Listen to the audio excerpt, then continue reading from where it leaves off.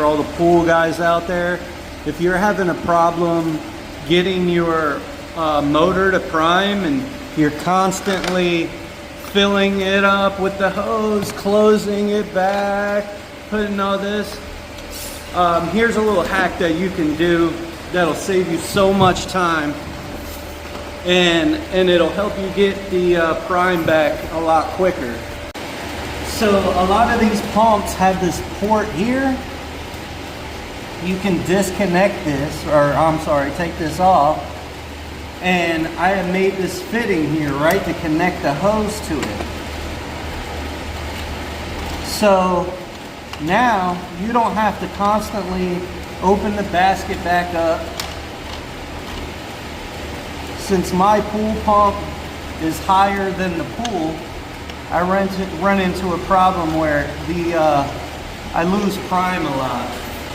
This is a great little hack or trick that you can do to get it going. And then I'm going to just connect the hose down here.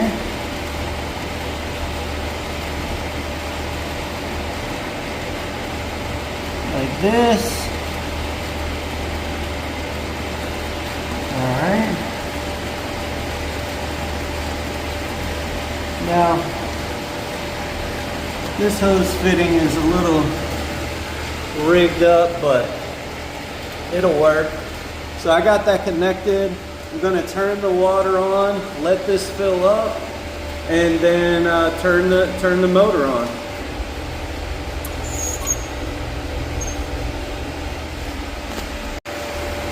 Alright, so yeah, I got the water on. Mine's dripping a little bit, but you can see the water's flowing in there. It's filling this basket up. And after like maybe a minute, I'm going to turn it on.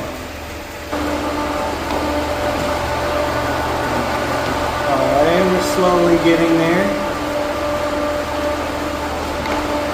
That's what you want to see, you know, if you see it starting to fill the basket and cool down, that's a good sign.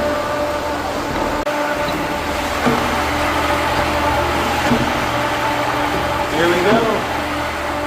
Now it took some time, but it's going now. It's pulling. I only have it pulling from the main drain right now, but I'll slowly open up that skimmer over the next couple hours, a little bit at a time. As you see, it's rolling now. Yeah, baby. Woo!